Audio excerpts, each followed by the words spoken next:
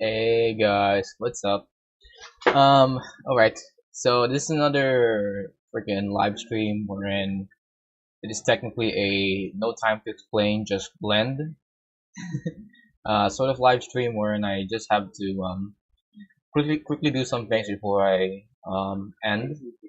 I just felt like streaming today, even if I have like a family reunion coming up in a bit.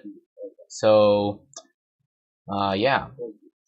So we're going to be So I guess I'll explain what happened last time. We remeshed this person. We not remesh. I mean we created the clothes of our model Lucina. Gave it a little bit of some shaders to to figure out what the shaders would look like. And we seem to be on the halfway point. I still haven't rigged this girl yet, and she's still, um, suffering from too many vertices tinnitus. So we're just going to be remeshing her. Now, to start remeshing, I guess we can start with the head. Let's switch to freaking solid mode. Right. Okay. And if you're wondering why there's a why the head looks like this, it's because I gave this I transferred the normal data of this sphere to this sphere to this head. That way I can get like clearer shadows on the final version of this head when I apply toon shaders to it. So that's that. But now let's first hide the hair, make her bald first. Make her bald. And let's create some sculpture, some a plane, right?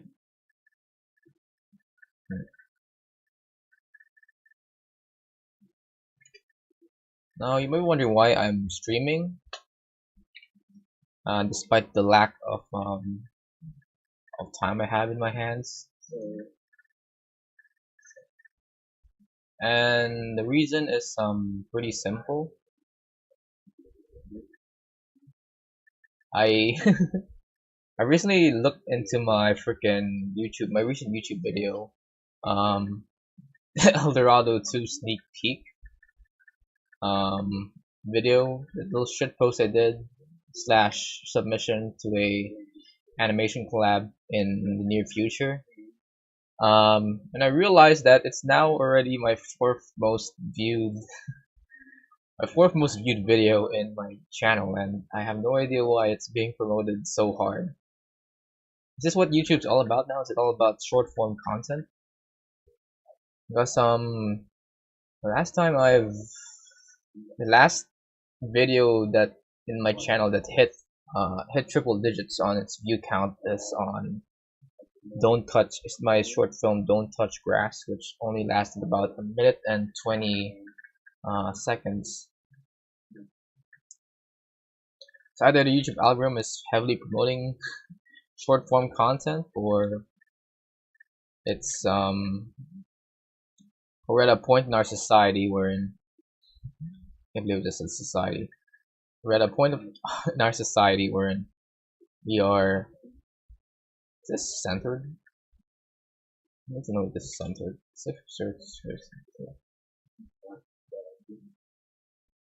Oh my god, is this not centered? I don't know.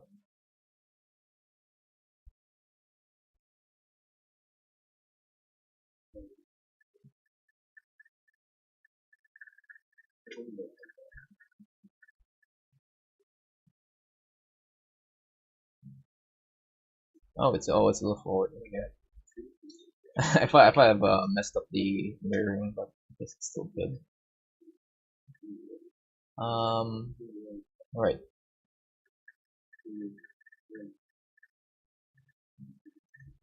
Let me just get rid of the auto smooth first.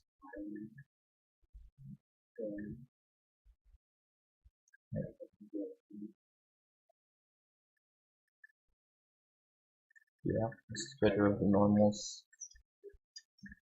Um, that way we can start remeshing this boy. That boy, I mean girl. I'm I'm kind of sharing the same brain cell as freaking Crom when she met Lucina for the first time. So about that video, it kind of got popular in overnight, and I don't know why. Um, we is it because we've come to a point where our attention span is so low that we can only be satisfied with short form content that only lasts in less than a minute or something?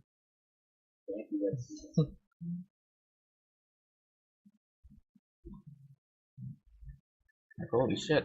I mean, I guess I'm not I'm complaining if that's what it takes to have a viral hit on YouTube. That's what all it takes, just a 15-second clip of me shit posting. I don't mind.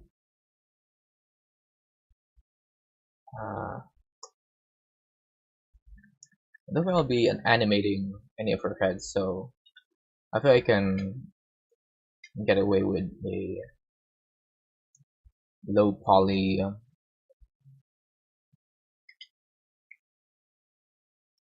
head with less loops onto it.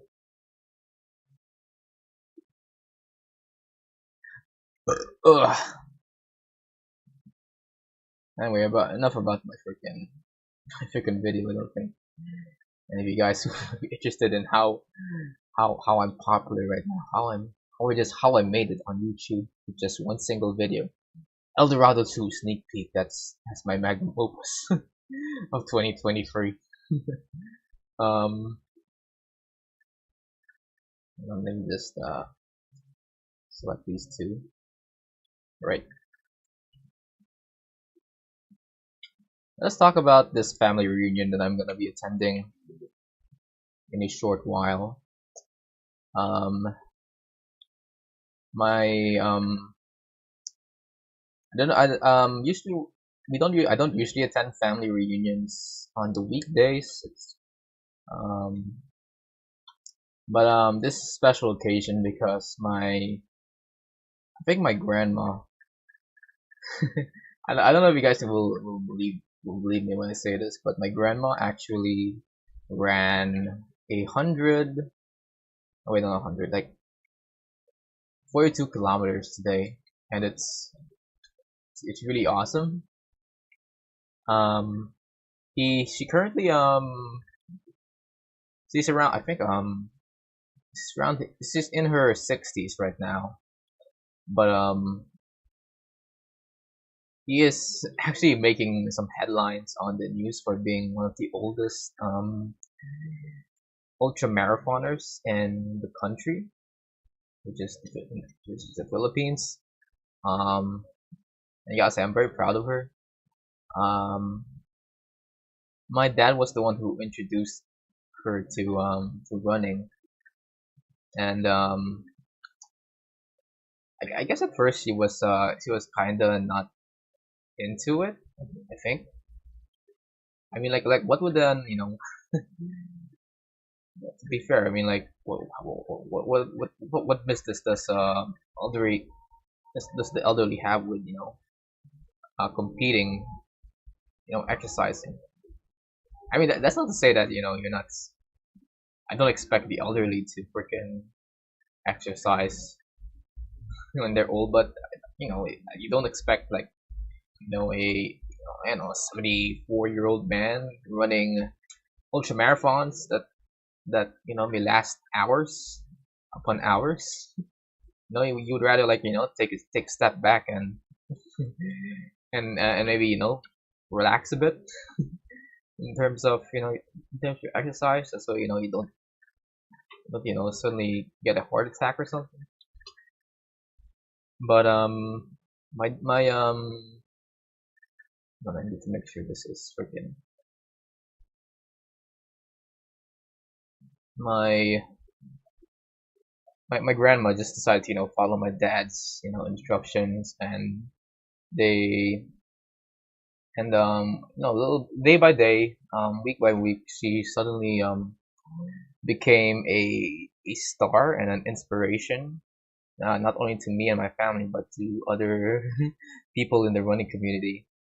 I just put shrink wrap here, right?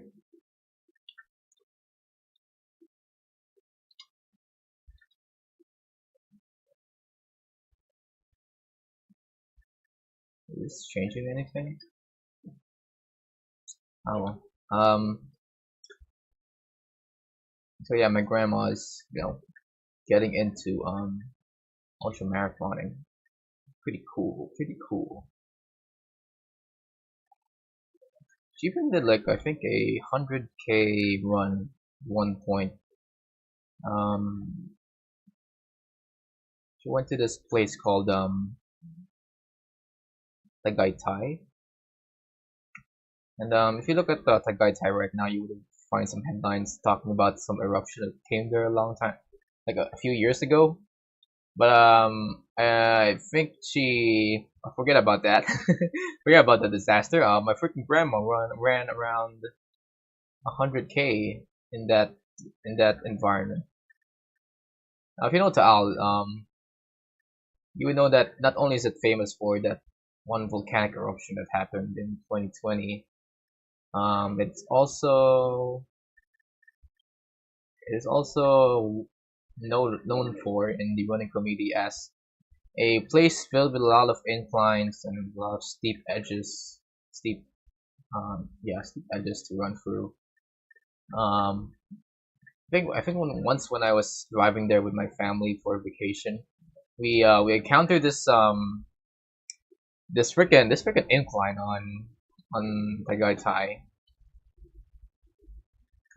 It was we were I think we were going to a beach or something, and the incline was so steep that I feel like the car was about to um hold on, I think this is not right. I need to reset the spaces. I think I do need to put some loops into this. Um, Vertices, alright. Vertices. Oh shit. Hey. Faces. Faces. Alright. Vertices.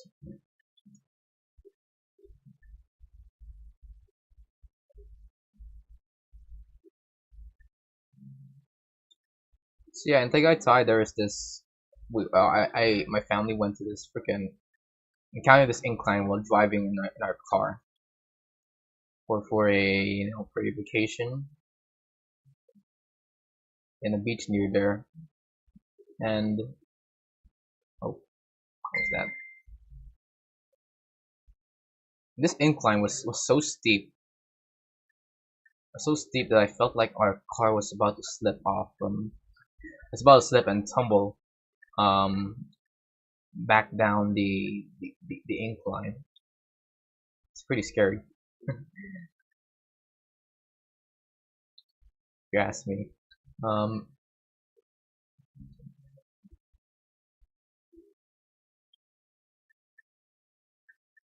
Hold on.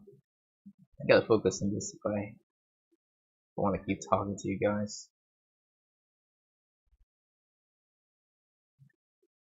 All right, here F.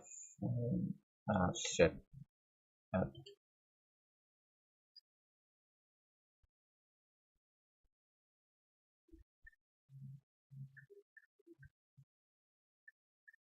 Right.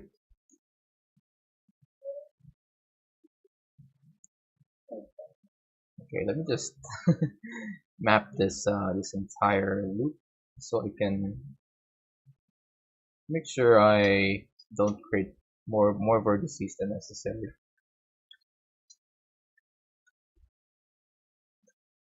So where was I? How about some ink lines and Tagaytay? But the the danger of experiencing the danger of the steep hills and mountains in Tagaytay is worth it once you finally arrive at some of the unique destinations that you can find in Tagaytay. If you ever heard of this dish called sisig in the Philippines, it is this sizzling platter of pork that is that is diced up and served to you with a cold glass of beer.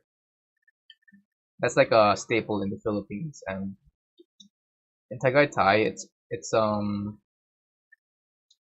actually pretty good. The sisig in Tagaytay is pretty good in my opinion.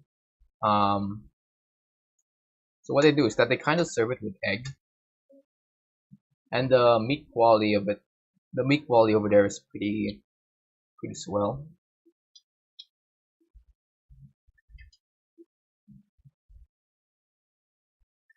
That I wouldn't mind that. I wouldn't mind traveling, a few hundred miles just to go back there and experience some of their local cuisines.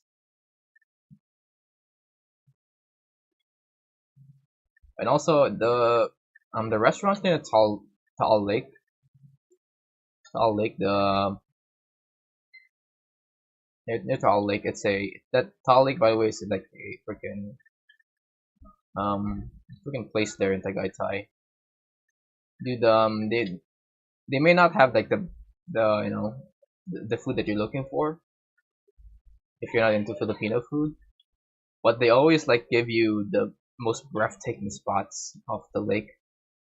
And I don't know if this still applies after the eruption back in 2020, but back when I was there in before the pandemic, it was a really cool place to visit sometimes, just to admire the scenery. And whenever it rains there, it feels like I'm inside a freaking lo-fi girl live stream or something. Pretty pretty cool, pretty cool.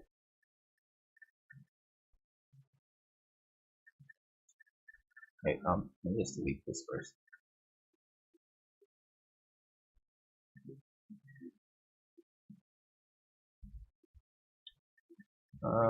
Go to seas, right?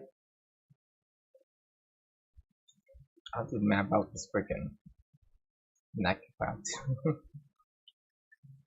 But if you, I don't know if you guys can realize this, but I forgot to add an ear to this. I don't think an ear is necessary. I mean, it's being hidden by her hair anyway, so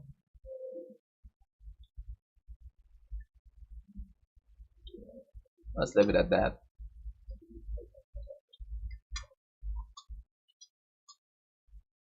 Right. Okay.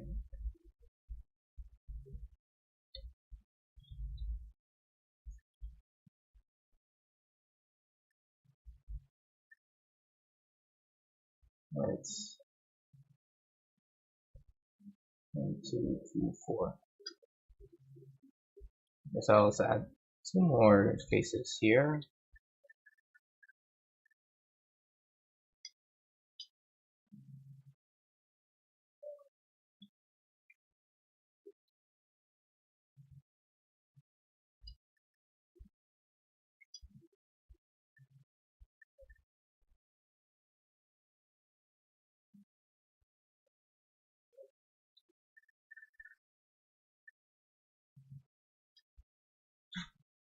Ugh. So it's smooth. Alright.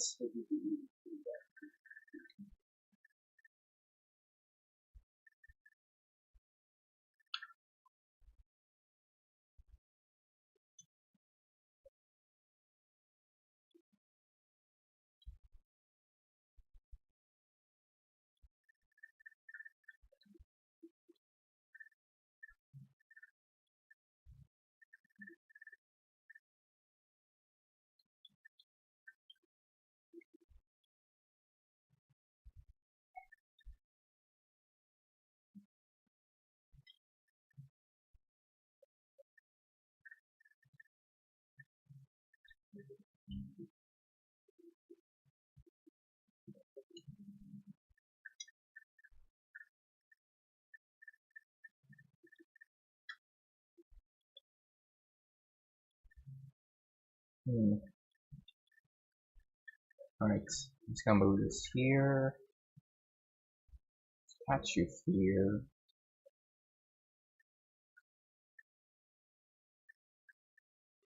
I'm just trying to see if I can maximize the amount of vertices I have.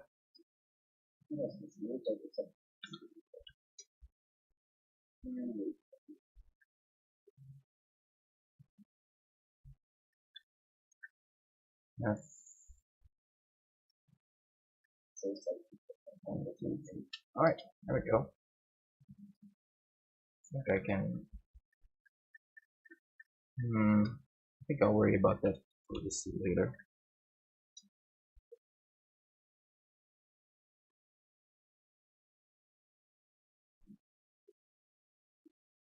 Yeah. Okay.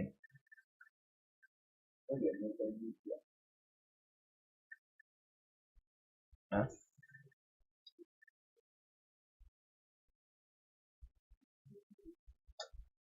Control L.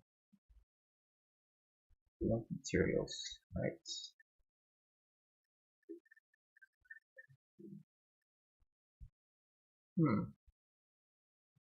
Okay, it's not bad.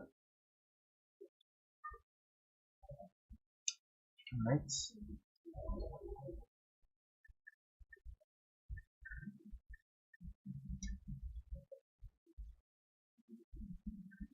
I mean, I guess I should aim for less vertices since this is going to be. I do want the freaking shadows to be as smooth as possible.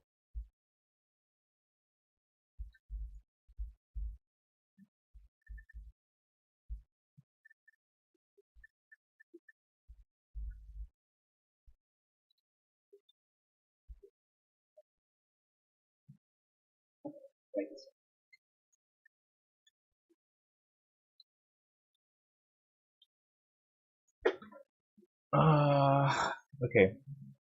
But how do I make how do I turn this again to a freaking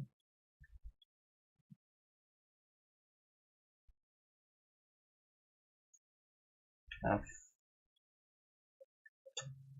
F F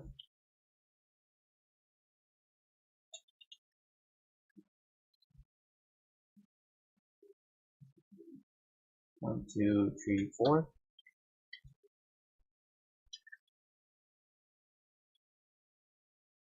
F. Right.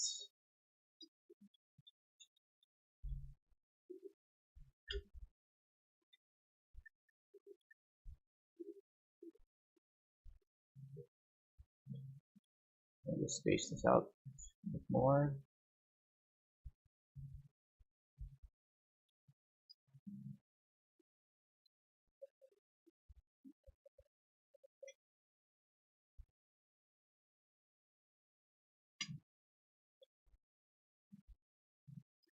Alright. Next, let's create her head, her big bulging head. Hmm.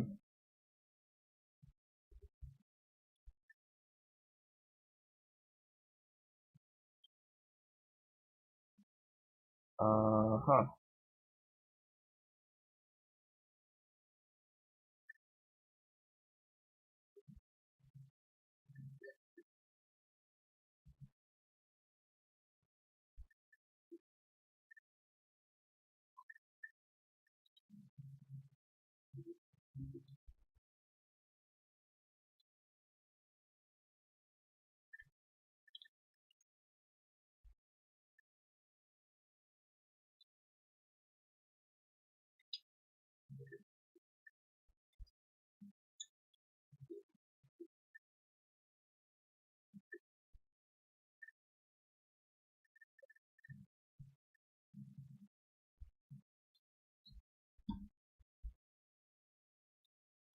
See, this looks when I subdivide this.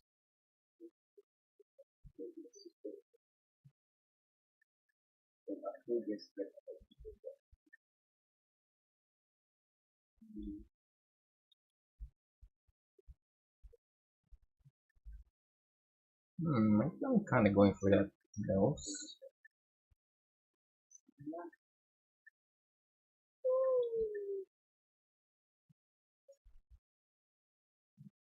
I should double check. Check on surface.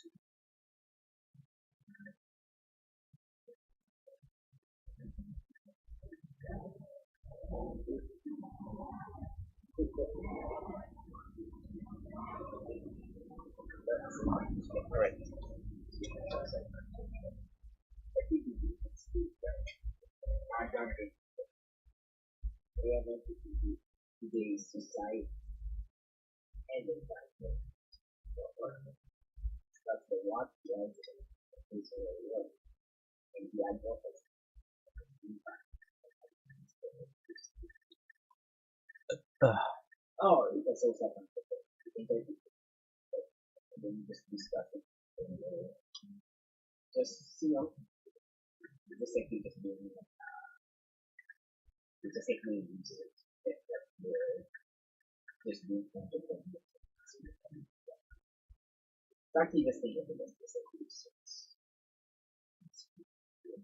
Speaking of the freaking Eldorado video back in, I posted a few days ago. Might as well tell you guys about when the the actual collab is about to be released onto be browse on YouTube. Um, I got information from Mess that the video will be out by about um, we're already around 66% done with the entire remaster of the Road to El Dorado.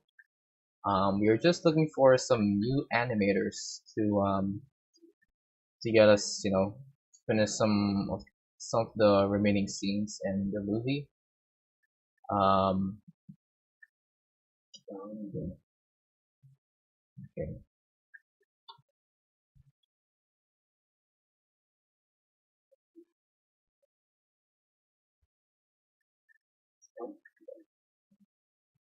And then after that, we'll be expecting an August 2022 release. We already like extended the deadline once already, once before. It was supposed to be released on next month actually, but I guess I guess it's really hard to find some animators today. Um, maybe she can just do a maybe the guys can just do like a Shrek retold method of recruitment and just hire some people to do some skits, some live action skits for those stuff. I mean, they do have anything to use. Might as well use him for to create like a short video or something of him shit posting on, man. I don't know. Maybe freaking Chell and that sex scene between Chell and Tulio.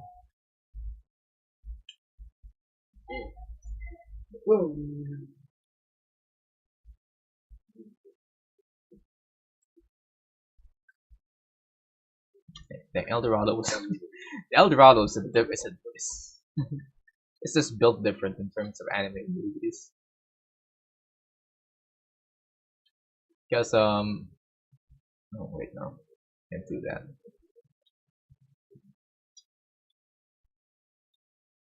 1, 2, 3, 4, 5, 6, 7, 8, 9.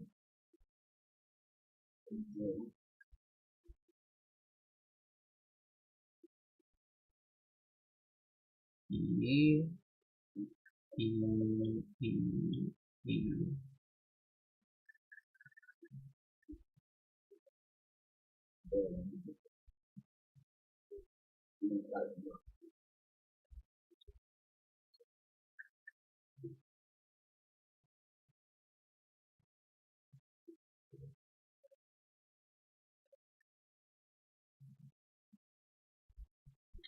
Yeah, about freaking El Dorado. Have you? It's a movie that's about freaking about two white men trying to conquer a quote unquote explore a Mexican city, a old relic of a Mexican city.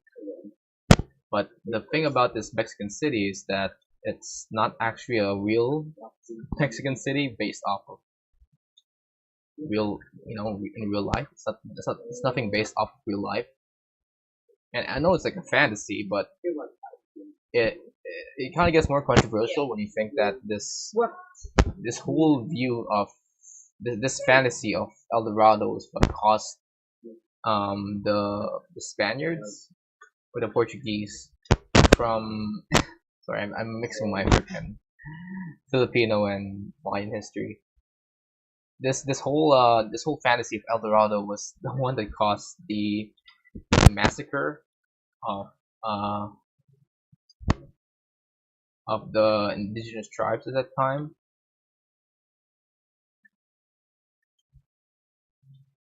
I don't know.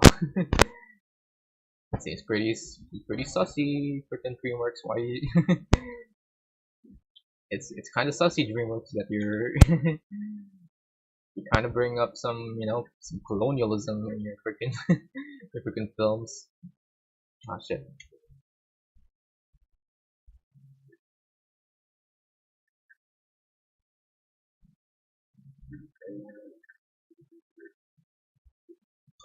Uh,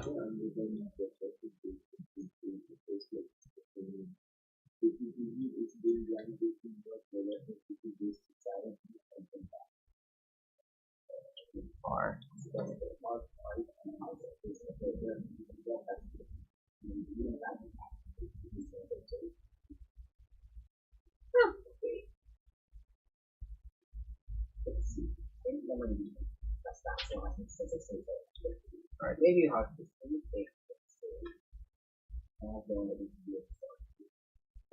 Although I do like some of DreamWorks' 2D animated movies. Have you guys heard of Prince of Egypt? I've watched the film when I was in grade two, and I've been trying to find another digital copy of it online so I can rewatch it. It's the only sort of animated movie that I want to watch at some point. Wait, what did it say? The only anime? No, not the only anime movie. I guess I would say the only anime movie that's like I would watch again, because I know it's a Christian movie, but the freaking storytelling and animation in that movie is pretty grand, pretty epic, I'd say.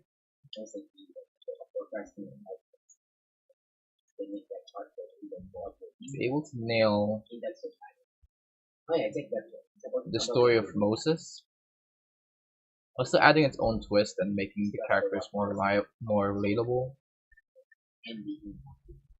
by adding this sort of family conflict between Ramses and Moses. I don't think Ramses was even in the Bible. Was even in the story of Moses, the original story of Moses. I mean, there was a pharaoh, but I don't think Ramses was the name. I guess that's only based on my freaking Roman Catholic mind.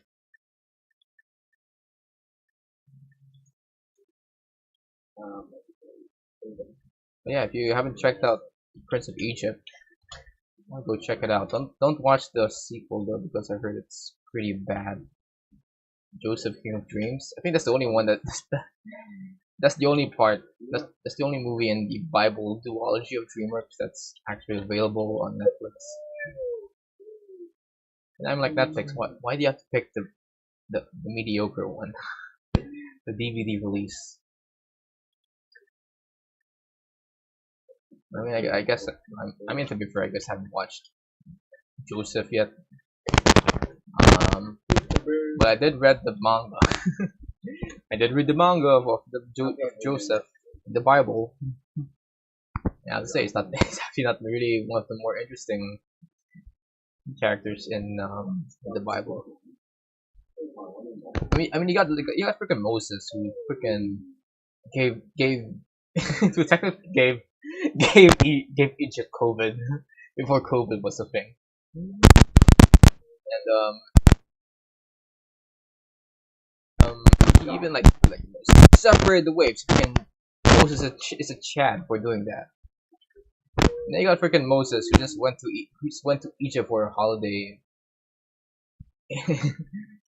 Oh wait, was it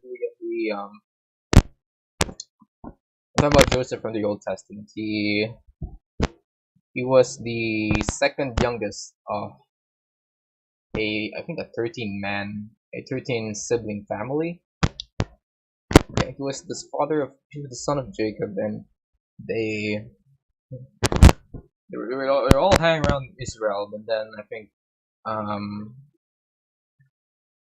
Joseph, I think, goofed up at one point, and when he was farming, like he was farming something, and he goofed up. Freaking, but in actuality, I think his brothers was just doing a little bit of a prank, and that prank went too far that Joseph decided to leave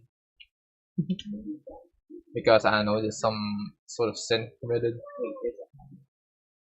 and when he left, freaking, he stumbled upon Egypt, and you could think, oh, okay, so this is where he gets to fight the Egyptians, right? But no, he got arrested. He got arrested for I don't know being a Middle East. I don't know. I think Egyptians were anti-Semite at that time, and I don't know, he got arrested. But then he performed a miracle with the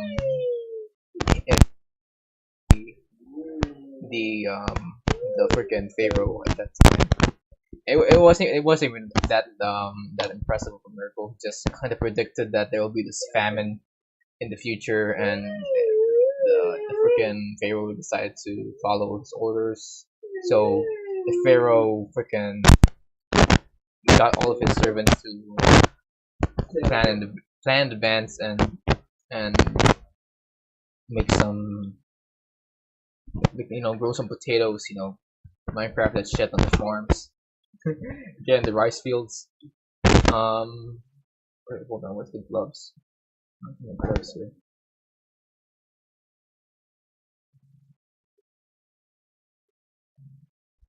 Oh, okay. I believe the gloves for some reason. So, yeah, the Pharaoh freaking planted crops. There were 7 years passed, and then Joseph was already accepted by the Pharaoh as a right hand man. And then, freaking Israel a famine of their own. So decided to freaking go to Egypt. They found Joseph. They forgave him for what has happened before, and they all lived happily ever after. And I guess technically Joseph's story is a prequel to Prince of Egypt because it kind of explains how the freaking Israelites. Am I saying that right? Freaking the people of God got into Egypt, and I guess that's a pretty good backstory. But do I need do I need to know about that backstory? I don't think so. They didn't even. I don't think they. Anyways, it's just not an interesting story to work with. I would maybe suggest now maybe a Samson movie might be a better Bible story to work upon for a movie. We know Samson. He's basically a Chad who he's like the strongest in the entirety of the Bible canon, and technically he's just a yeah he's a Chad, but if someone cut his hair, his long blonde, his gorgeous locks of hair, he would suddenly get lose his strength and shit. And it's a very basic story. Some girl decided to cut his hair at one point, but I feel like it leaves some room for creators to get a little bit creative and maybe give give him an epic fight scene. Yeah, I do encourage people to maybe re recontextualize the Bible canon just so we can get just so we can get things more interesting. Alright, let me just remesh this hands.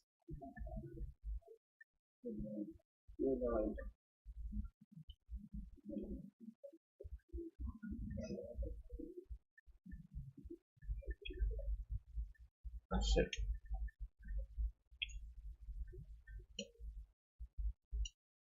Key selection.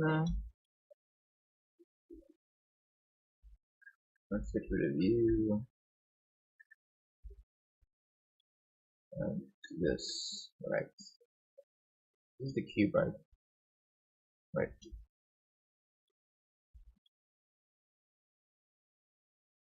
Oh wait. I'll work with this when I can just use the glove here.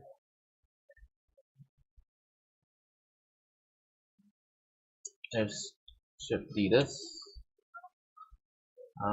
Get rid of the mirror, not the mirror. This is subdivision.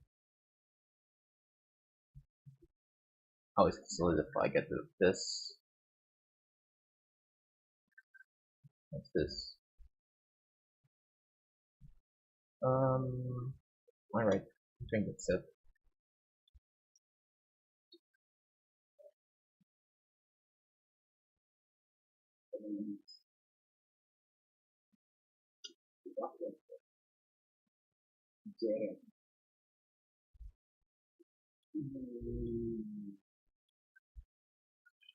I'll name this gloves.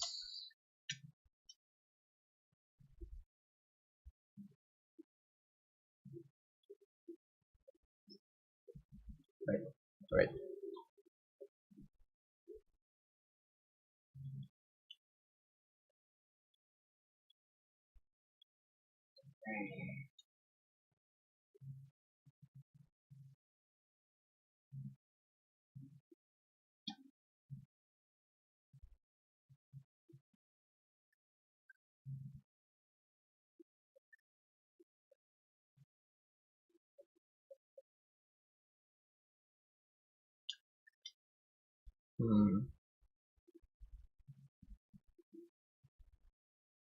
Alright.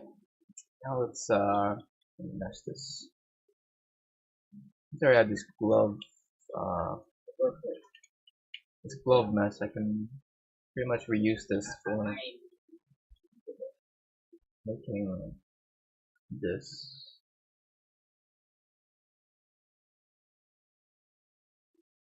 Here we go. Making this. There we go. Alright.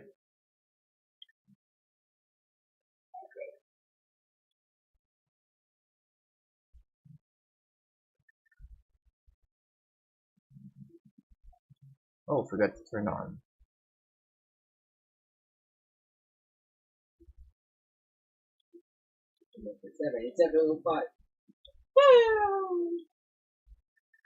Oof. Okay.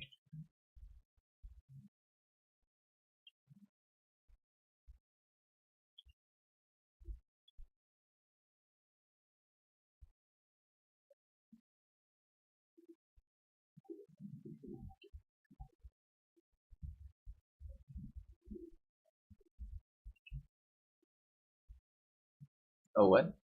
This.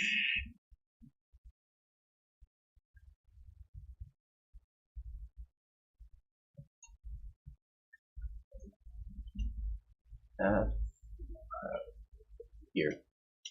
Alright. This is. On my freaking phone, this gave me a notification for a news headline that's happening in the United States.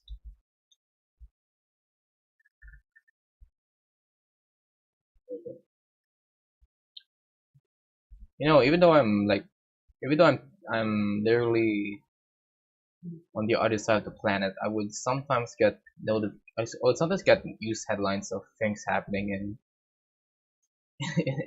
in the U.S. Like for example, right now it's talking about Andrew Tate, and I don't know, guys. I'm not really been following the drama, but yeah, I'm kind of aware that it's a big thing, and yet I'm still not affected by it because I'm in the Philippines, and technically I don't see what's the use of knowing information about Andrew Tate and the setting that I am in right now.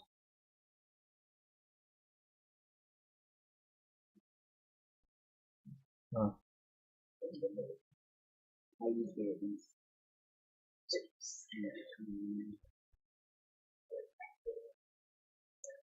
shit.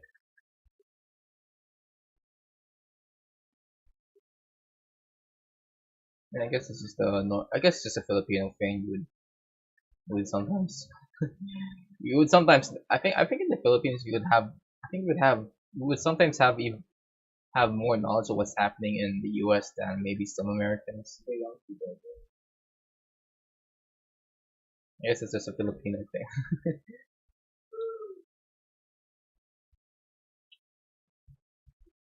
Speaking of America, I just recently gotten into listening to some Lonely Island songs featuring Andy Samberg from freaking Brooklyn Nine-Nine.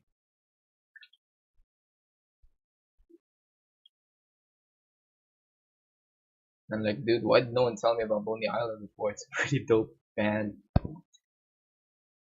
Lonely Island, if you guys don't know, is this band that kind of specializes in freaking. Oh my god, am I? Oh my god. Uh, guys, I think my microphone just broke.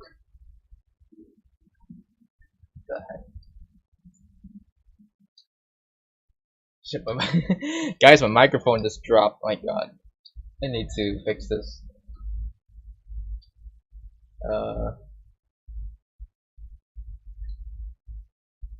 Microphone is kind of hooked onto my desk, but I guess this latch isn't tightly put in. Oh, right. Okay, I think I'll just go check my audio real quick.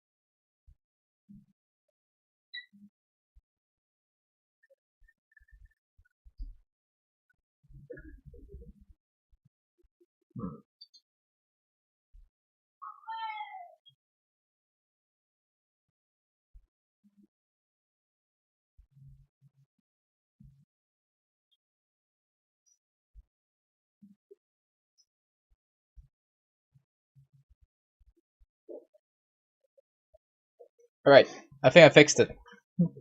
My god, this is I think I just had to remove a piece of scotch tape that's in between the latch, but oh well. Okay, guys, we're back. Apologize for the slight delay. What was I talking about? Oh yeah, Lonely Island. Lonely Island, pretty dope band. Adam Sandberg is still the funniest comedian ever, and he decided to freaking create this band back in the early 2010s, wherein he created music about sex, doing your moms, and Jack Sparrow. I didn't even know that he was part of SNL until uh I've listened to Lonely Island and YouTube recommended me this freaking video that talk about how Adam Sandberg was part of SNL. I guess that proves that SNL does have some funny lines, have some funny skits in the end. Um, so yeah,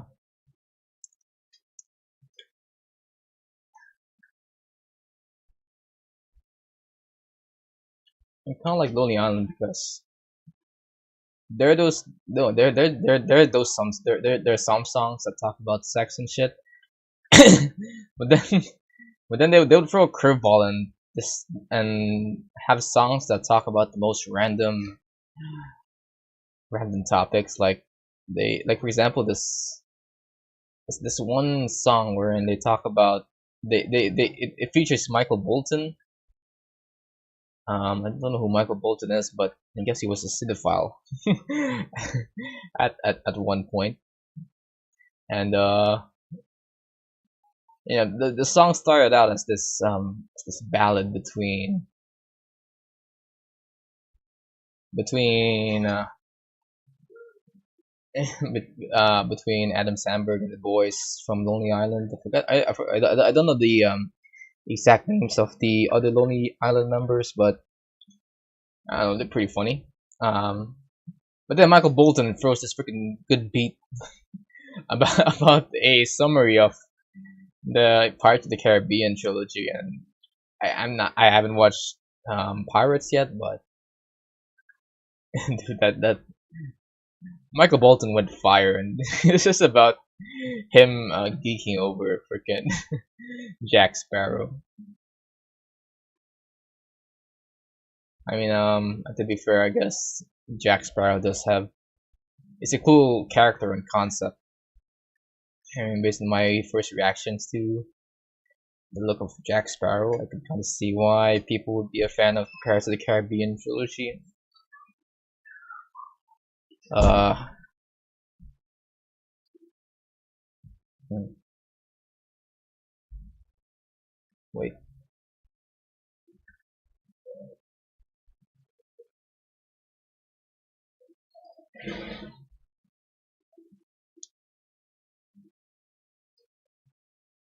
Maybe I'll get into watching Pirates of the Caribbean once oh, excuse me. I had the Japanese had a Japanese lunch back today. Um, I didn't know there was such a thing as a gyudon bowl with cheese until I've had it uh, today in breakfast recently. You guys ever tried a gyudon rice bowl with cheese? I thought that it won't work.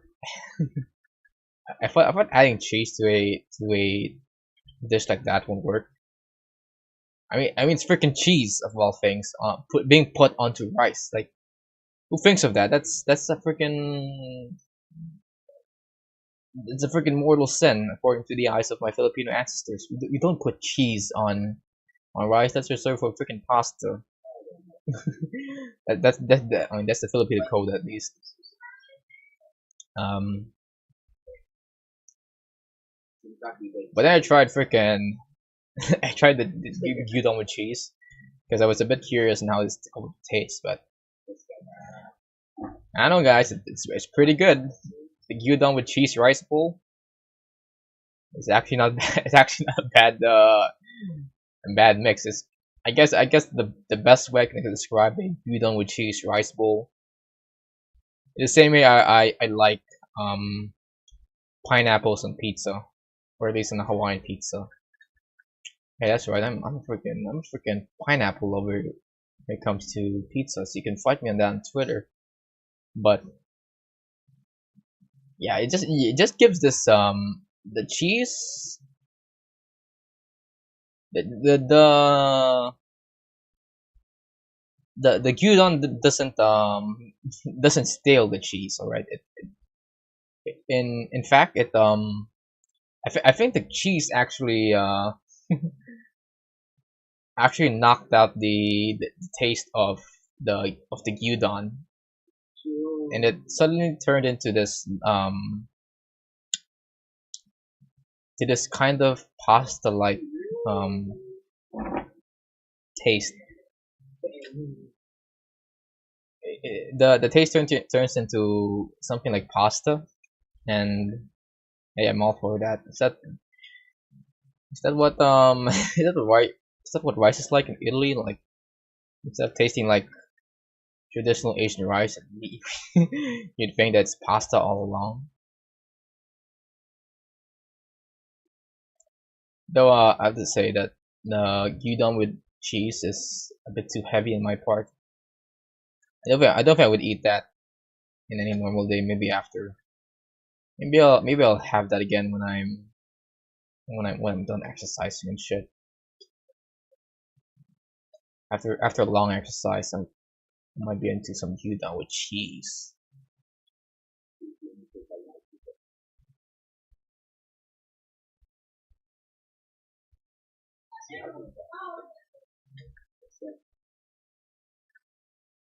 Hmm.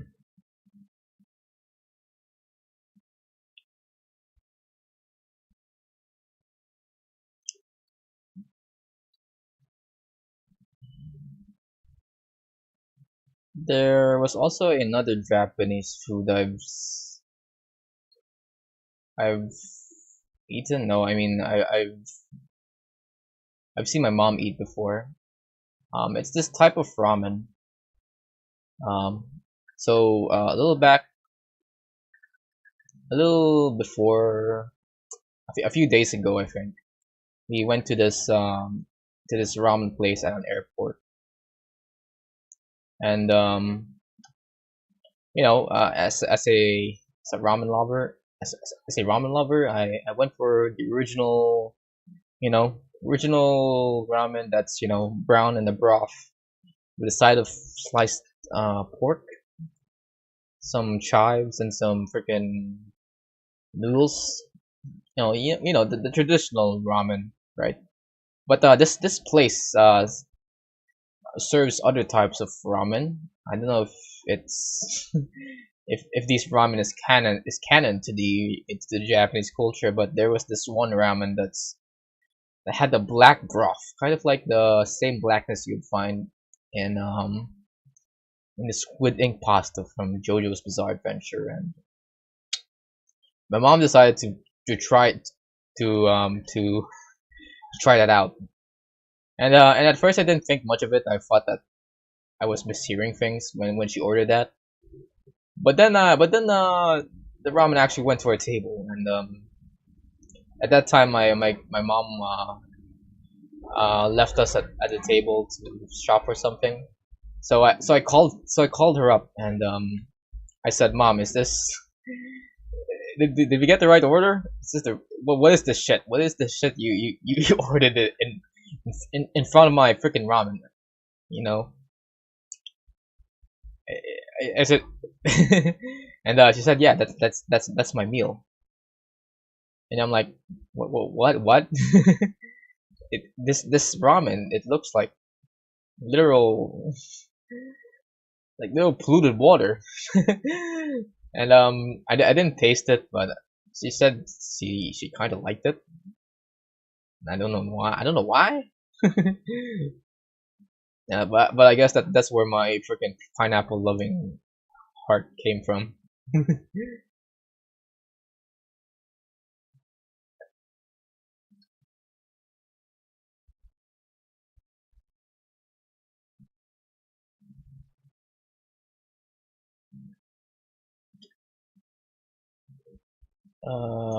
Right. I think I'll extend it all the way up to here.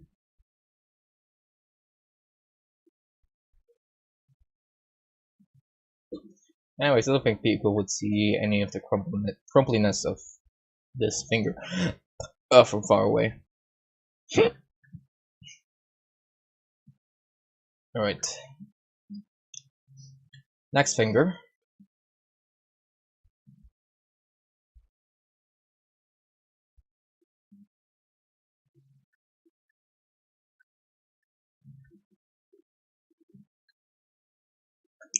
Squid ink. Squid ink pasta.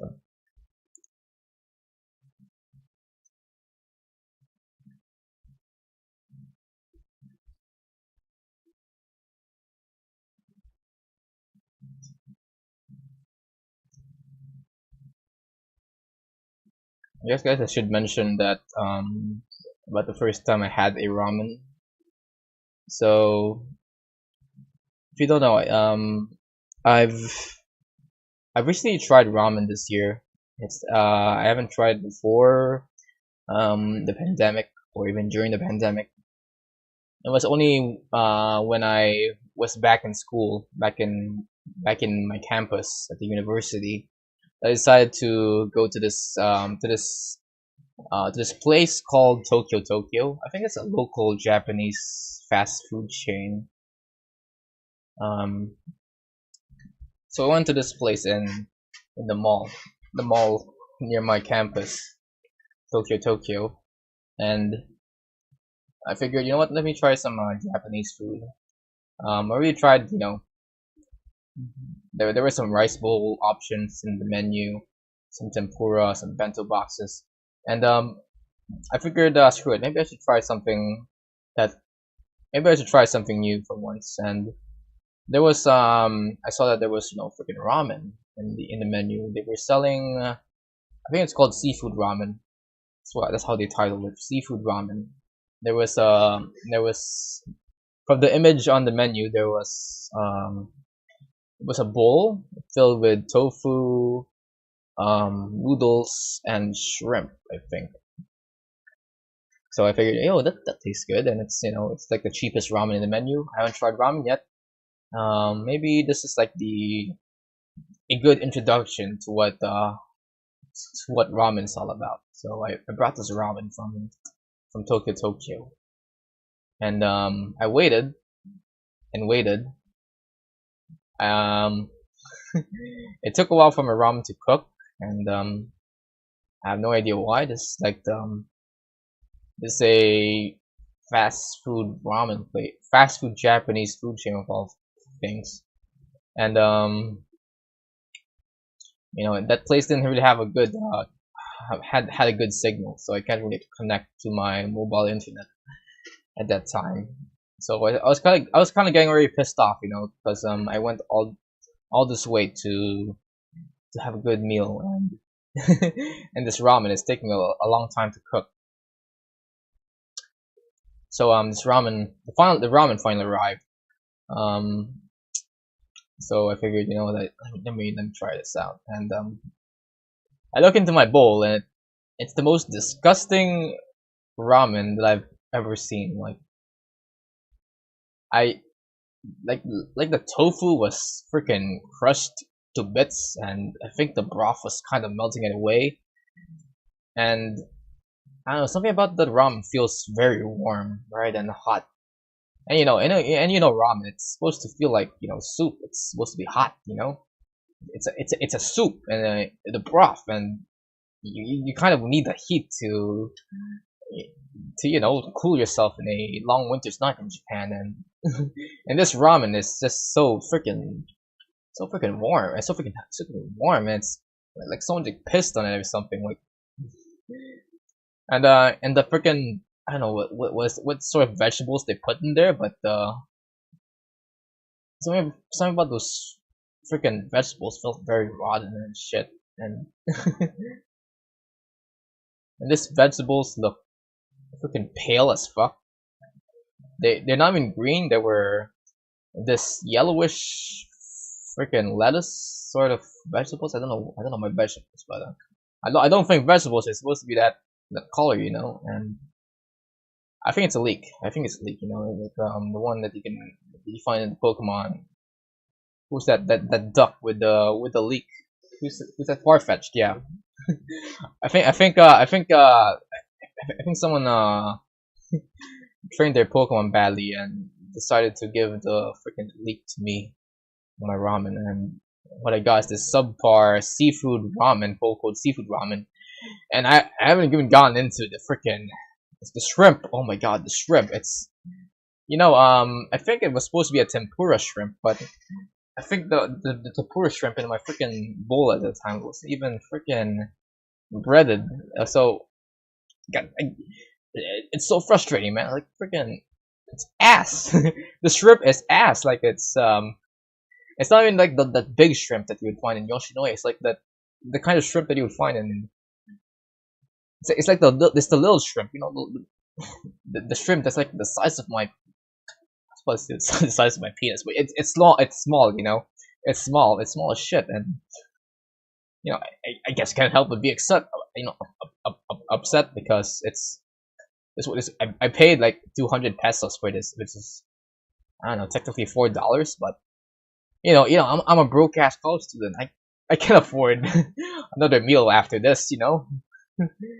And I tasted it. I tasted the freaking ramen, and it's shit. It's actual shit. Oh my god, it's ooh. And it got me it kind of took me out of the whole the ramen trend that all the weebs are getting into. And it's a good thing I tried I took another chance at it when I ate out with my family at this food court place, this fancy food court place in Makati, uh, near the capital region of the Philippines. And yo, that ramen was pretty good. It's not even the it's not the seafood ramen, but it's the one that's it's kind of spicy and kind of red. That one was pretty good, and I don't know what the hell they're freaking serving in freaking Tokyo. Is it some kind of cafeteria ramen? Like the taste of it is like I guess the lesson there is that you're not supposed to freaking try some freaking seafood at any fast food place at all because for some reason fast food just can't do fish and shrimp and shit. uh,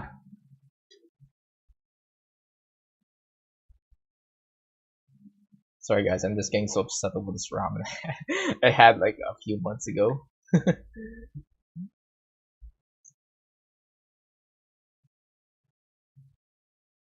um Hold on. Might as well focus on the scene first. Am I coming out as a weeb for saying that I tried ramen? Or that I'm passionate about ramen in the first place?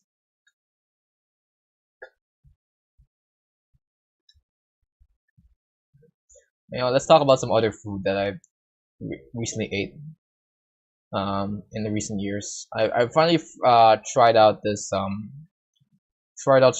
for the first time a few years ago. Um, freaking I would say they're good and bad shawarma places. What I've learned is that there's some good and bad shawarma places in the Philippines, and this the first one I've tried was this one called the Babu, near Quezon City. I don't think it's open anymore, but I tried their charboiled beef, charboiled not charboiled. They say charboiled. Am I mistaken for Burger King or something? I've tried this I tried their beef. So they had this rice meal that consists of this grilled beef shaped like a sausage. No, not really a sausage. It's kind of like, I would say it's not sausage beef, but it's beef shaped like sausage, you know. And it's boneless, but it's definitely not sausage. And they served it with a butter, rice, and some tomatoes and onions. And I thought, yo, hey, I approve this. This is pretty good. What else can I get with freaking with each warm place like this? So I brought this. I finally went with the main course and ate the shawarma.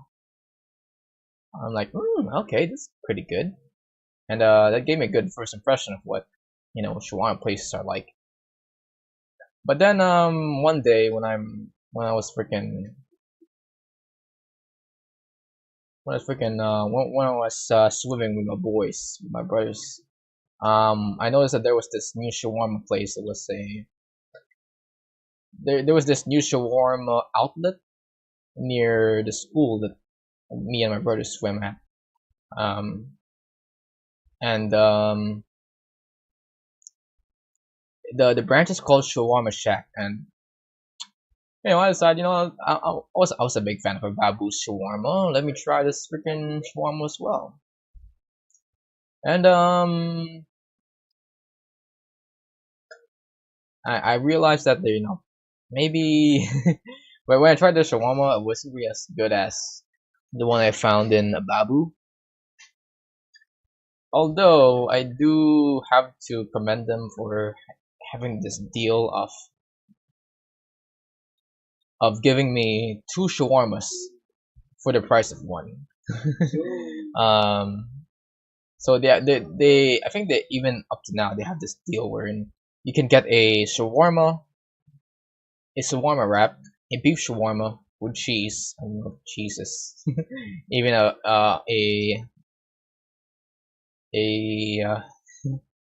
a traditional topping in the Middle East, but you can get the shawarma with cheese and sauces for 99 Philippine pesos, which is around $2. And this deal makes it so that you can buy two of them for the same price. And I was like, sheesh, all right, okay, you're speaking my broke, you're speaking my broke language. That's pretty good of you, Shawarma Shack. But I'd say that the freaking shawarma there is not as good as say a Babu or the one in Turks.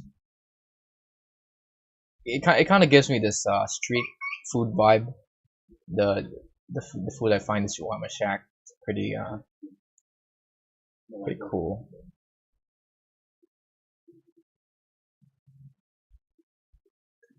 All right.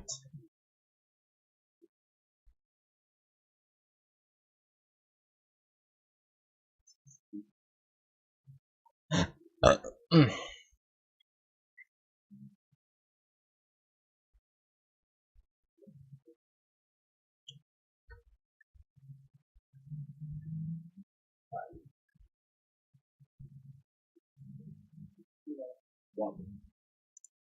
mm.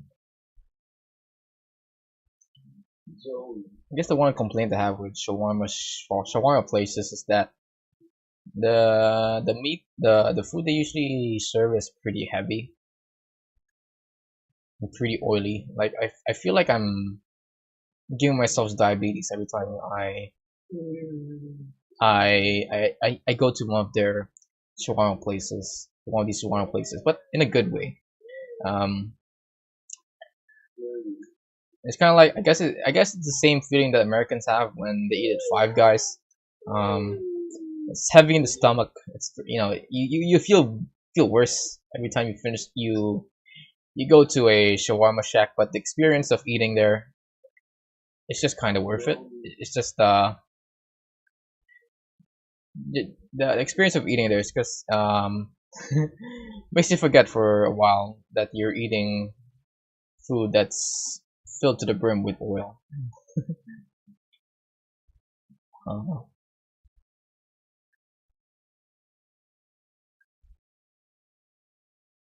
like I don't think I would. I would eat another one of those beef rice meals that they have in shawarma in a babu. Because that shit's heavy, man. Maybe after like a hard workout at the gym, maybe I'll consider going to shawarma a shawarma place. Shawarma's pretty shawarma's pretty heavy in the stomach, you know. Why is this? Oh, alright. I think I just do this here.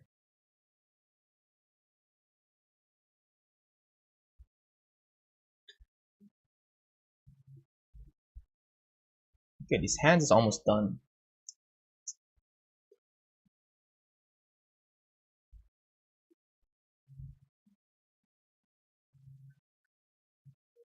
Might as well connect this and this.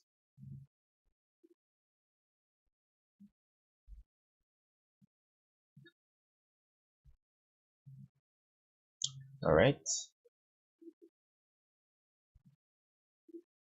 Should I merge these together?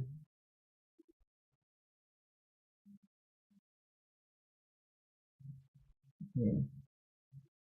Wait.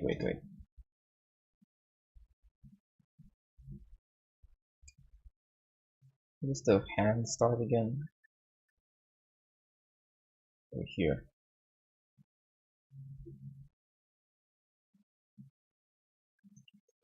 Now I'm wondering how, because guys, I'm thinking of merging the original hand mesh here, this original hand mesh with the rest of the body, just to make the shrink wrapping and merging of both the remeshed body and the hand much easier. But I'm wondering if that's the best, if it's best for me to merge these together.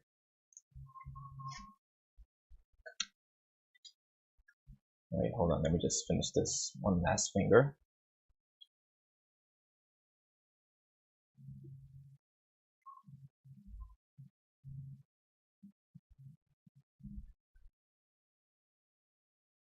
Hmm.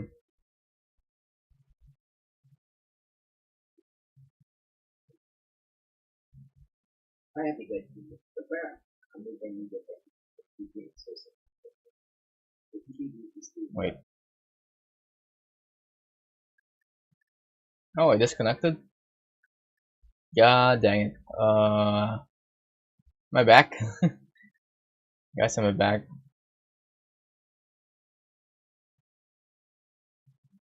Oh well. Okay, check the screen. I guess I'm back.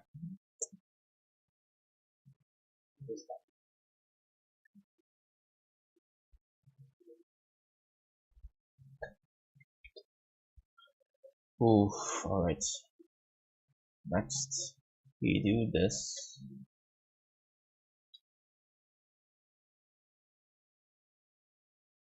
Let's extend you along the normals.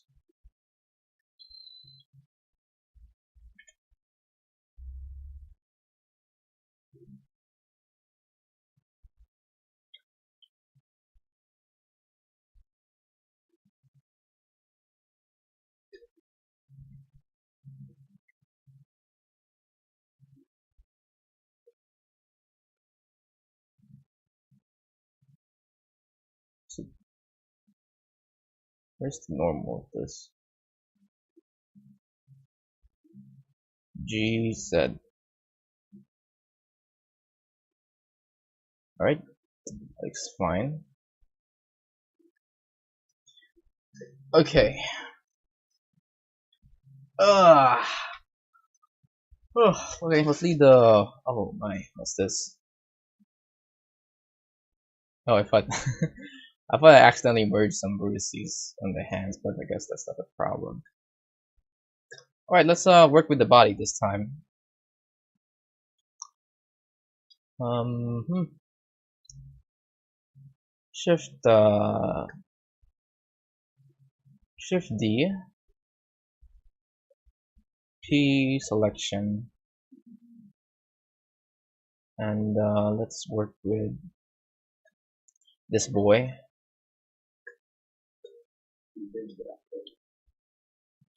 Right here. Maybe here.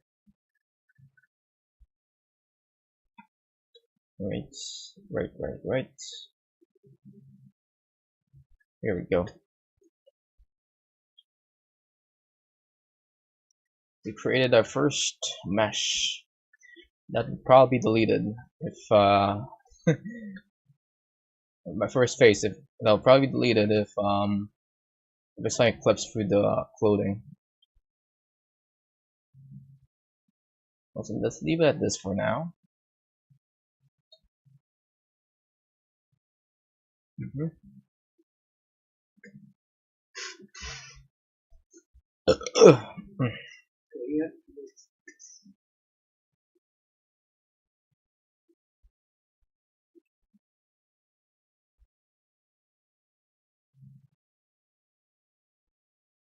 Mm-hmm.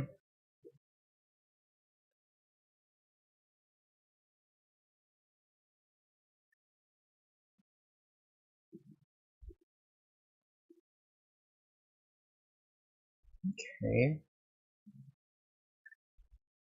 All right. There we go.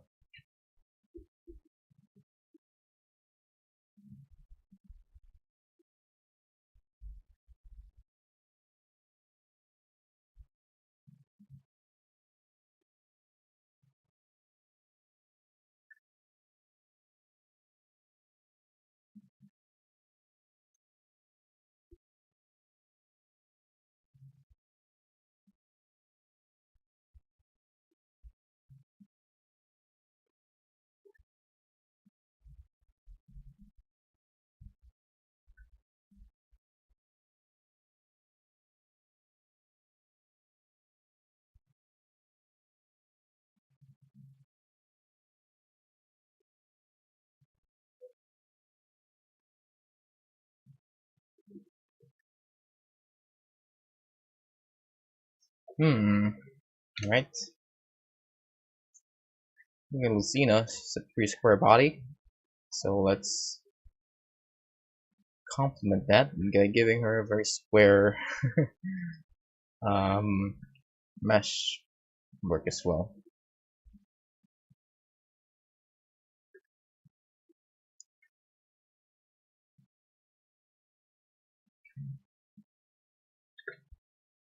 Ah shit.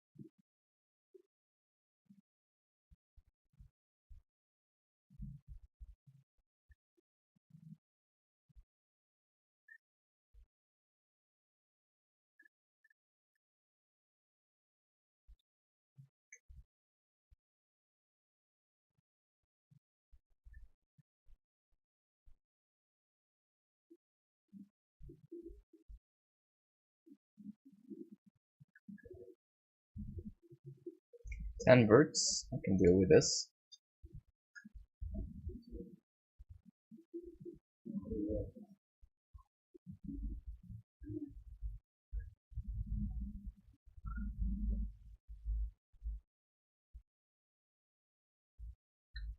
All right.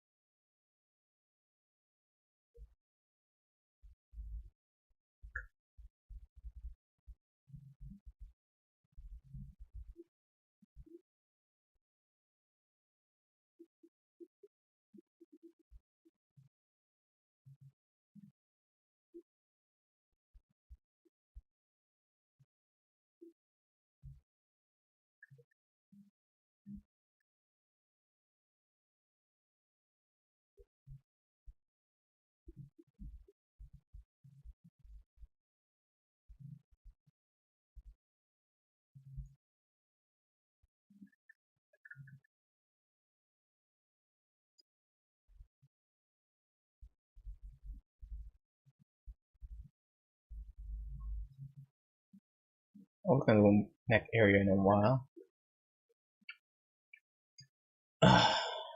Wait.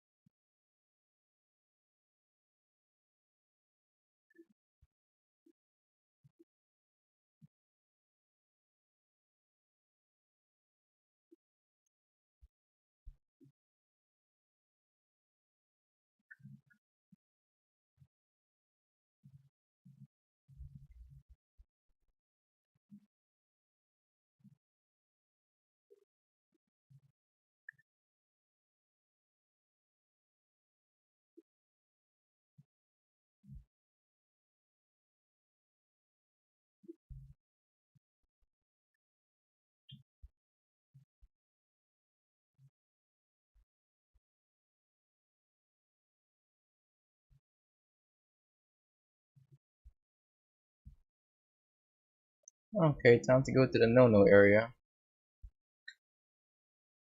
Alright. So,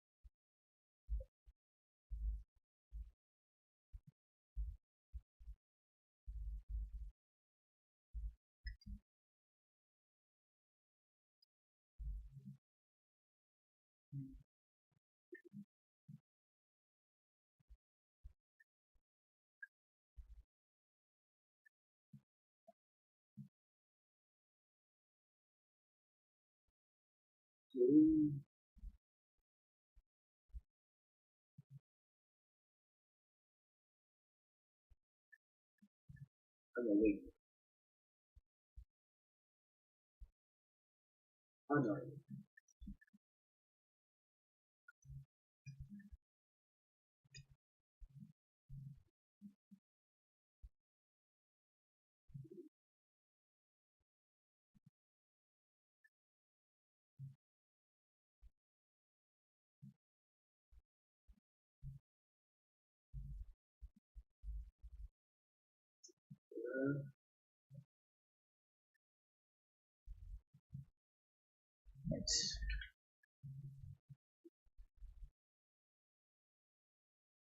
SY0.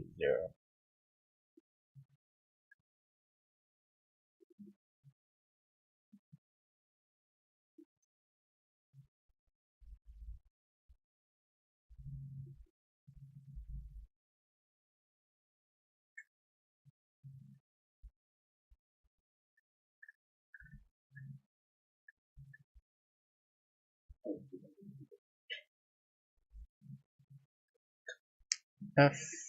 Nice. Did I miscalculate? Oh no. Okay, that's it. I can just do this, right?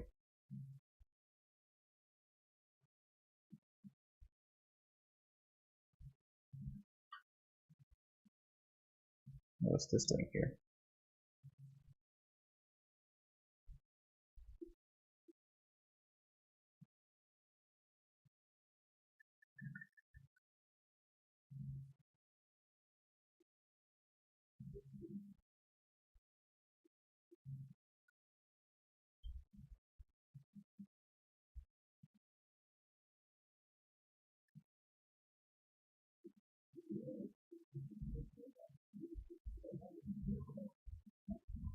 Right. I just delete these faces. F.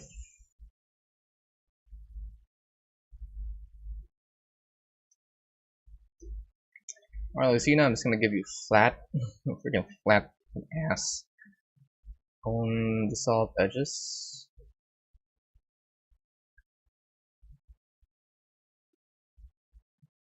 F, F.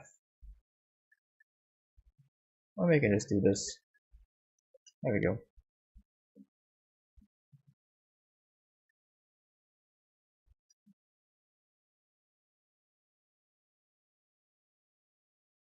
Oh, alright. Fine by me, fine by me. What's this? Hello? What's this doing here? Here with this edge.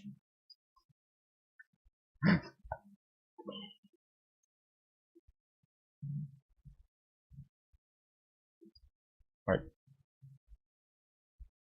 So now I got her middle body meshed out. Okay, now continue on into making her arms.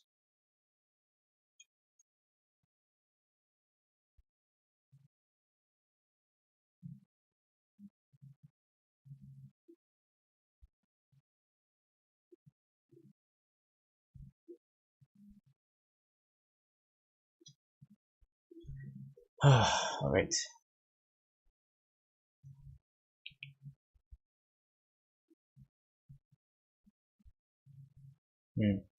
Alright.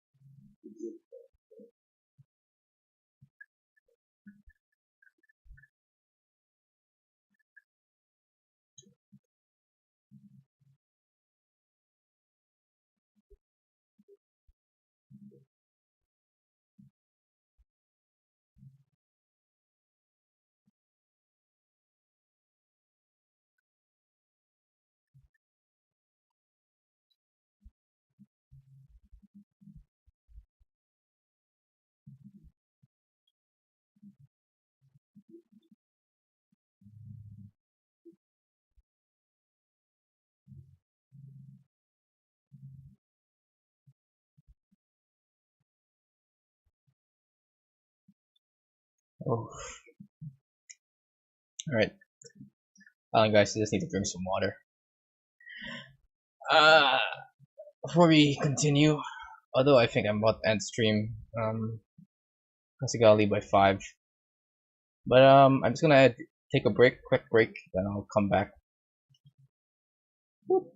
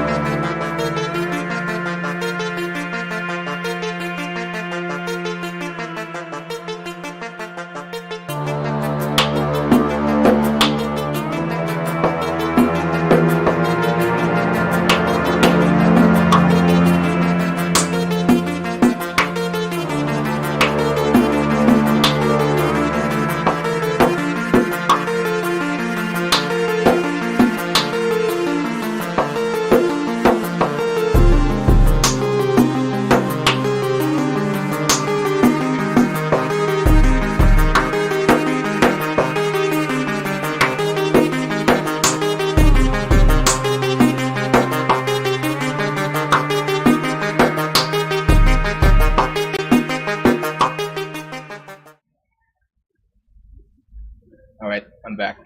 Let's continue remeshing this farm.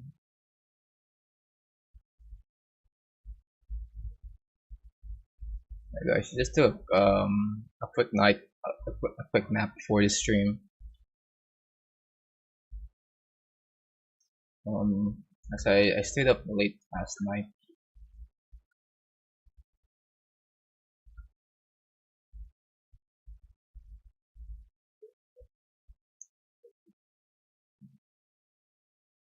Hmm.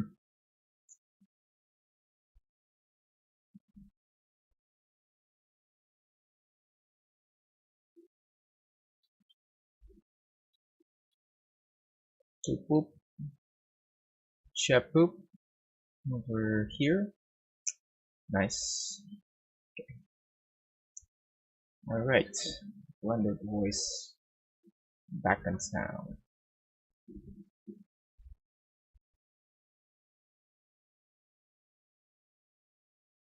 Ouch, my ass.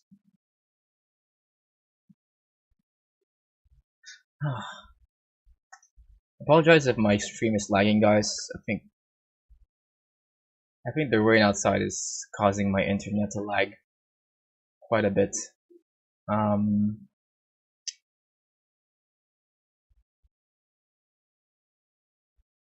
I'm actually kind of shocked that's it's raining in my country right now, or at least in my place, because I think it was just a few days ago that it was the hottest day of the year. It was the sunny season just a few days ago, and now suddenly we're getting all these rains from out of nowhere.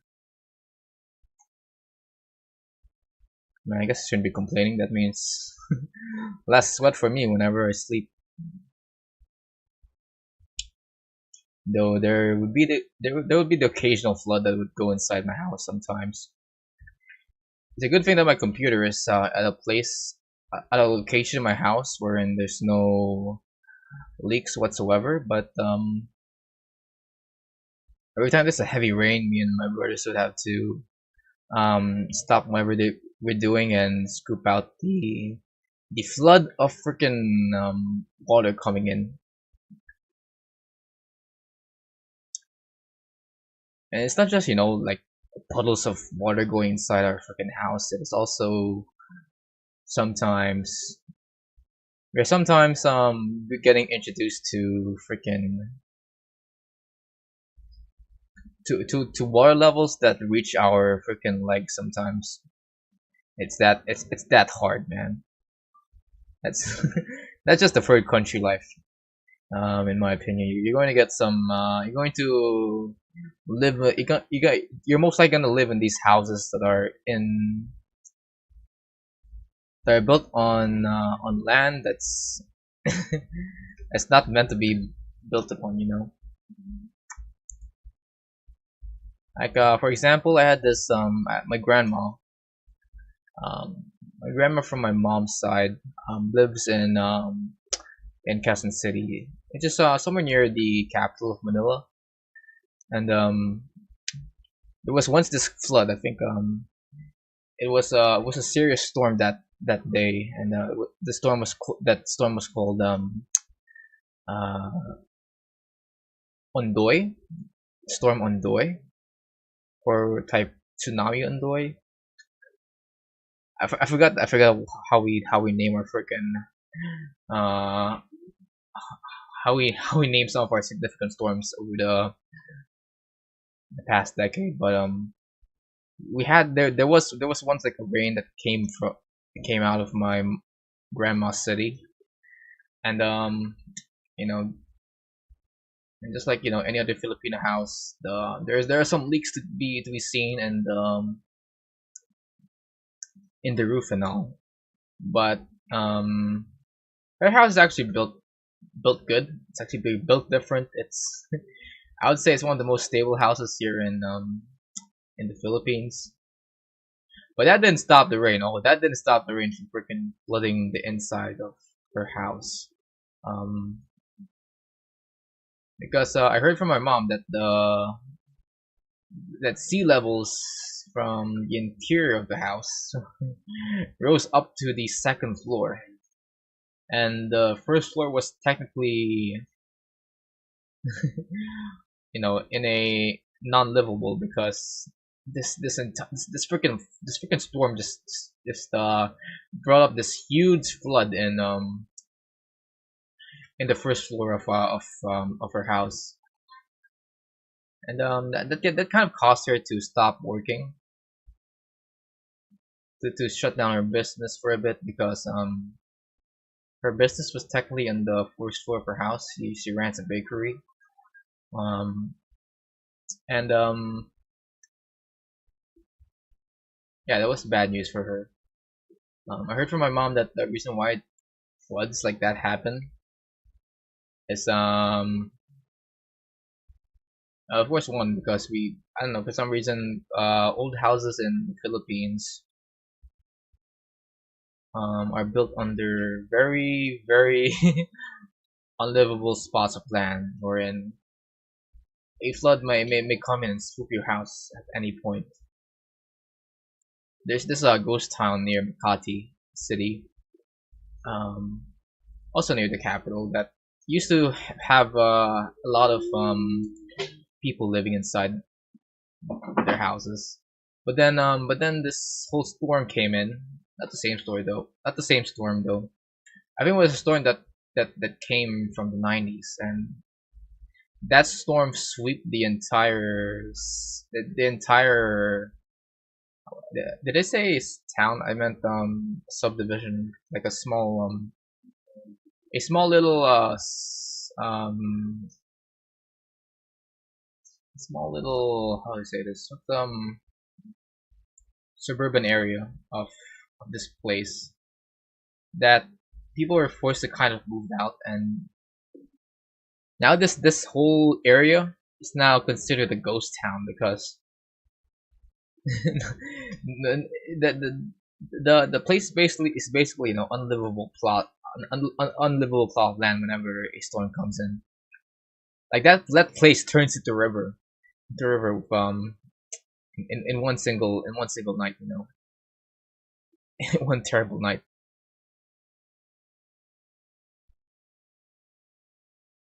People don't get ready for it.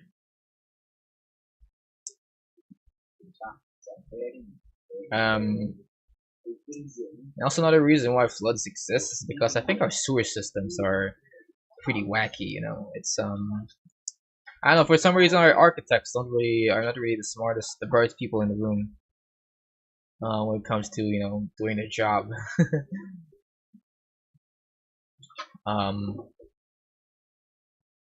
but we have like I think Kansas City in particular has some of the worst sewage systems in the country. Um, at least in where I live, I would sometimes see some construction workers working around sewers to, I know, unclog something from the pipes and shit. But for Quezon City, it's really ass. If you're a Filipino coming, thinking of moving into the capital region, just please rethink your decision, because being the capital doesn't mean we know what we're doing. Um, because it may be a paradise back when I know the Spaniards were colonizing the Philippines, but right now the Manila is kind of shit. At least the main. Why is this? Why is it rotating? Oh, yeah, the main, the landmarks that you usually see in of Manila, classes about Manila, they're usually those dirtiest places here in the Philippines. Like I once went to Intramuros one time. Intramuros is the tourist spot and it's a tourist spot in Manila that's considered a walled city. That used to be the settlement of Filipinos back when the Spaniards um were were freaking going ham with their whole colonizing stick. But yeah, I went to Intramuros once, and we had a guide to tell us about what the heck happened in Intramuros. But I just can't help but smell the shit that's emanating from some parts of Intramuros. Um, like I went to a church over there. The church is, I think, was there ever since the Spaniards were there, and we had a a tour guide take us around, but I can't help but smell the shit emanating from the streets, because there was this squatters area near. I don't know, for some reason there's a squatters area near what's supposed to be a cultural landmark in the Philippines, and it's a good thing the government didn't really didn't kick those homeless people out, because they do need some shelter. But um maybe they should deal about the homeless a bit better, because they're living under conditions wherein the garbage is kind of building up, and it's, I don't know, it's kind of wreaking not only the cultural landmark, but also the living conditions of these homeless people. And someone needs to clean this shit out.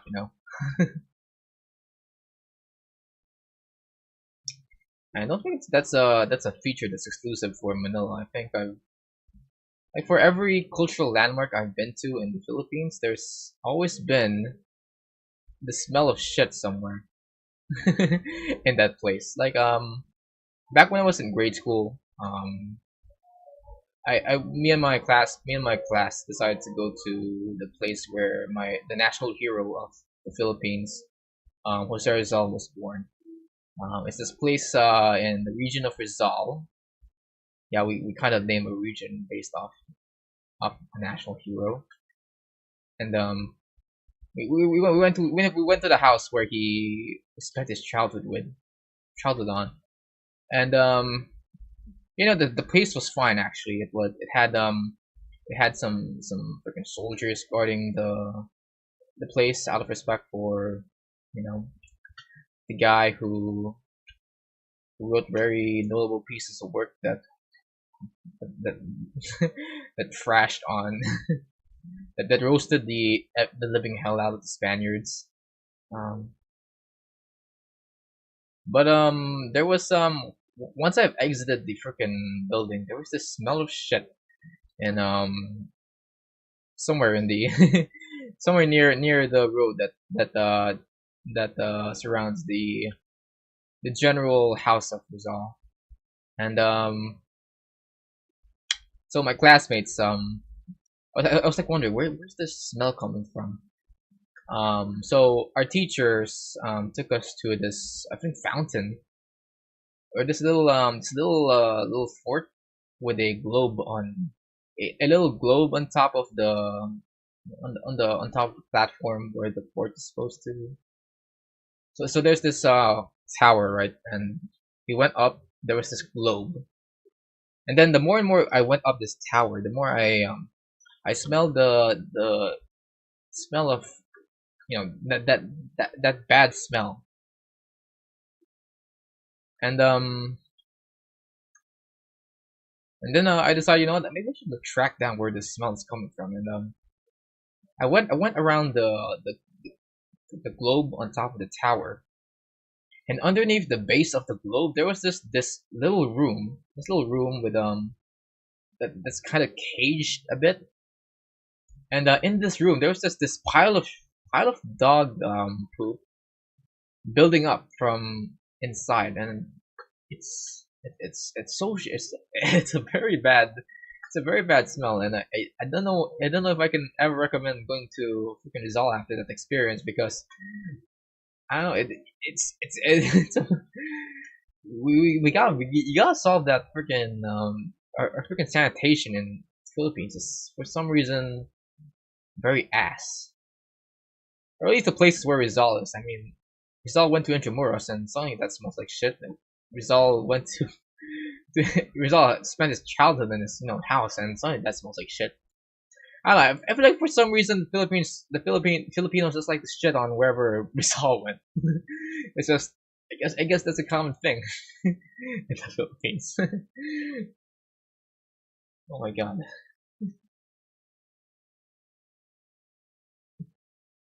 Hmm.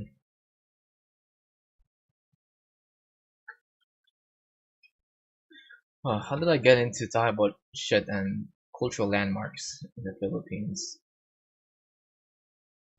Yeah, it's about the flooding issue. It's about the rain. Um.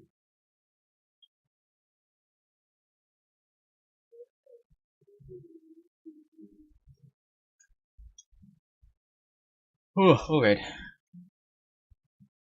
I'm pretty tired now. Oh god.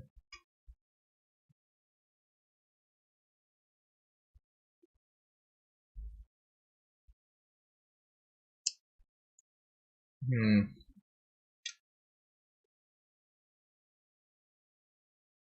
Is there one place in the Philippines that Rizal went that didn't smell like? It didn't smell bad. I'm trying to think.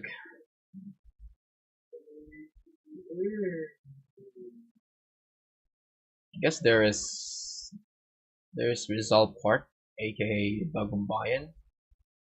It's kind of near Intramuros, but it's not exactly inside the walled city.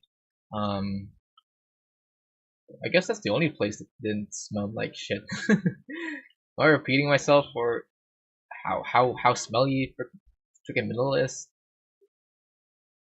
And that's because it is. It is a freaking. I think Manila needs a freaking a dose of deodorant. I wouldn't mind if someone just nuked Manila with a with a big pile of deodorant. I wouldn't mind that.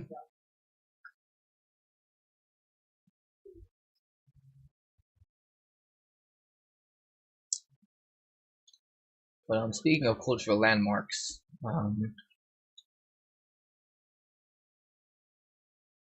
there was hold on,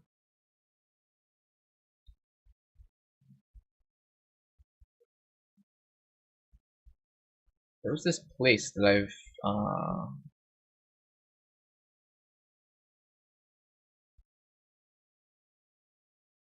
I went to somewhere near Intramuros. It was the National Museum, and the National Museum kind of had this very dope art and shit. And the place was actually really clean, and it still didn't include it still doesn't rebuttal the fact that you know any of Rizal's places smell like shit, because I don't think Rizal ever ever visited the museum, National Museum. Nor do I think that the museum even existed before Rizal was even alive, when Rizal was even alive. But yeah, the museum was pretty good. I feel like I felt like looking around the artworks made by some of the national artists of the Philippines. Because I'm technically a doing art in the internet, and I kind of wanna get some inspiration, flowing in my mind. But I just cannot admire whatever the frick's happening in the National Museum, because I keep on because I came with my family at that time, and there wasn't really enough enough time for me to admire the art when I have to keep on looking give I know guarding my little brothers and sisters. Um, and then when we finally decided to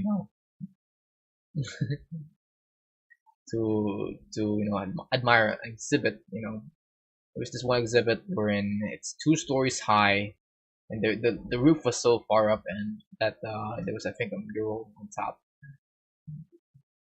We're in this exhibit, and I was admiring it, and then my mom decided, we're just gonna be leaving. I'm like, yo, what? Come on, I wanna see more of this freaking art exhibit in in this museum. And freaking, I don't think museums are the best places to go to if you're hanging out with family members, because there will always be that one friend or family member that doesn't really care about whatever is happening in the museum, what is being showcased in the museum, and they would complain about like we're complaining about when we will have like lunch or dinner and shit. I don't know, I just can't stand that, man.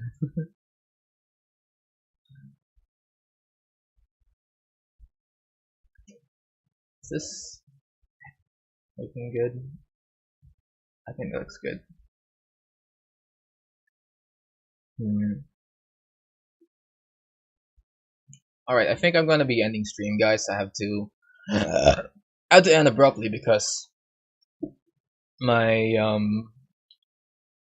I need to take my family to my grandma's house for a family reunion, as I've said before in this live stream. I'll maybe continue this offline because freaking remeshing this shit and uh doing an armature is not really very fun. A fun stream, in my opinion, unless I talk, which sometimes I don't really I'm in the mood to. But yeah, guys, I'm gonna be leaving. Thank you guys so much for watching. Be sure to like and subscribe, and I will see you all in the next live stream. Bye bye.